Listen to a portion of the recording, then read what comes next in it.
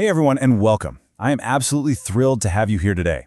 In this explainer, we're going to tackle a comprehensive one-shot revision of a truly profound chapter, Memories of Childhood. We'll be focusing entirely on the powerful autobiographical accounts of two remarkable women, Zitkala-Sa and Bama. We've got some incredibly fascinating and honestly pretty heavy ground to cover, so let's get right into it. So right off the bat, I want you to imagine something for me. Imagine a core part of your identity, something that fundamentally defines who you are and where you come from, being forcibly stripped away from you before you even fully understand how the world works. It's a tough thought, right? Well, how do unforgettable childhood memories expose deep systemic injustices in the adult world? That is the central question of our entire revision today, and it really frames the intense emotional stakes of these two gripping narratives. All right, here's our roadmap for this explainer. 1. Unforgettable childhood injustices. 2. Zitkala-Sa, losing cultural identity. 3. Bama, awakening to caste reality. 4. Physical versus intellectual resistance. And finally, 5. Symbols and major themes. Section 1, Unforgettable Childhood Injustices. It's actually kind of staggering when you think about the shared human experience here. We are looking at two very distinct autobiographical accounts. One is from an American Indian woman born in the late 19th century. The other is from a contemporary Tamil Dalit writer in mid-20th century India. Though completely separated by time and geography, both of these women reveal how massive, oppressive systems shape a child's identity, expose them to intense humiliation, and ultimately fuel a lifelong resistance. Now, before we dive into the stories themselves, we've got to ground ourselves in the oppressive backdrops of both accounts. For Zitkala-Sa, her world is completely overshadowed by cultural assimilation. That's the forced integration of indigenous people into a white, mainstream society. And for Bama, her reality is shaped by untouchability, the historical, systemic denial of basic equality based purely on caste. These aren't just textbook vocabulary words. These are the overwhelming, absolute forces these young girls are up against. Section 2, Zitkala-Sa, losing cultural identity. Picture the sheer terror and the desperate fight of a child in this moment. Zitkala-Sa is physically resisting the white authorities by hiding under a bed in a dim room. She's overheard that they intend to cut her long, heavy hair, and her immediate instinctual response is, "No, I will not submit. I'm going to struggle first."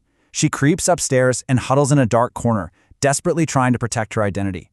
But you might be wondering, why hide? Why was the threat of a haircut so terrifying to her? Well, it was part of a much larger systemic erasure happening at this boarding school. The goal of these institutions was to completely, literally, overwrite the children's indigenous heritage. They were forced to abandon their native language, their traditional dress. Her soft moccasins were exchanged for these loud, squeaking shoes, and they were forced to adopt a completely alien set of customs.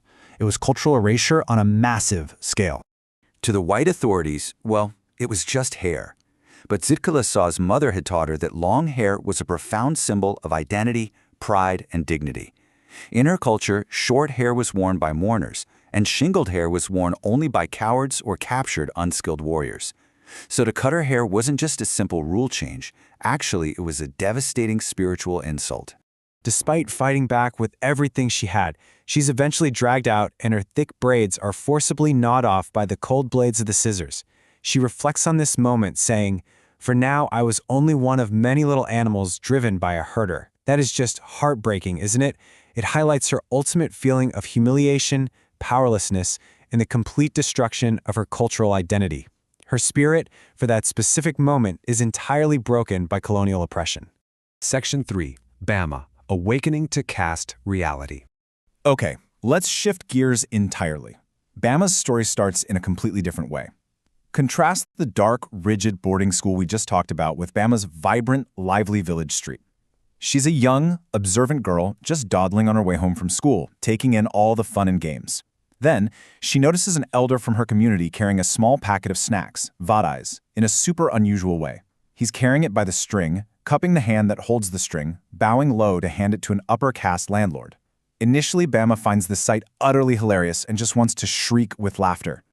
But man, that comedy turns to tragedy real quick. Bama goes home and tells her older brother Anan about this funny man.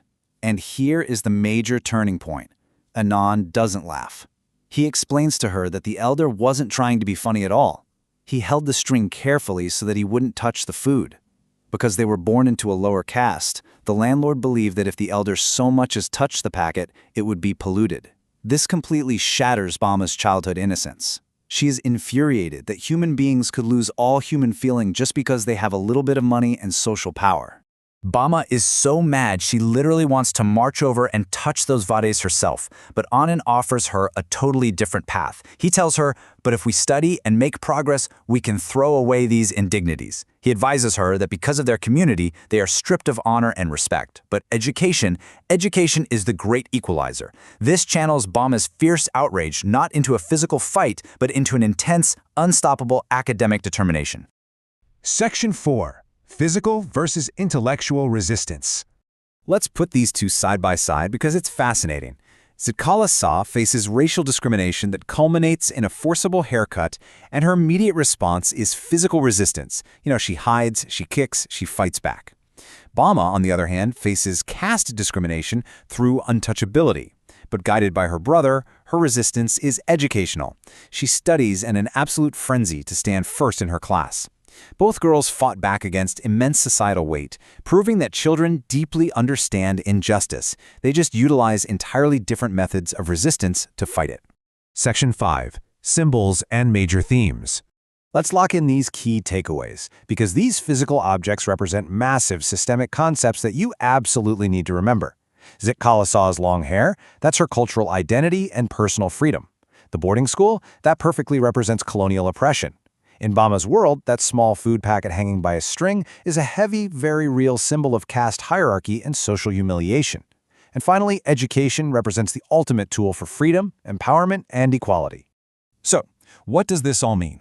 The big takeaway of Memories of Childhood is this: true empowerment lies in the realization that education is the most powerful instrument for social change and individual dignity. Both of these incredible stories prove that early childhood experiences of discrimination and injustice, well, they don't just fade away. They can spark a lifelong, unbreakable commitment to fighting for equality and preserving one's self-respect. Which brings us to the end of our explainer. But I want to leave you with a final thought to take off the page and into your own lives. Knowing how fiercely Zitkala-Sa and Bama fought their respective battles against the crushing weight of society, how will you use education and self-respect to challenge the injustices in your world today? Think about that as you continue your studies. Thank you so much for tuning in and conquering this revision with me, and I'll catch you in the next one.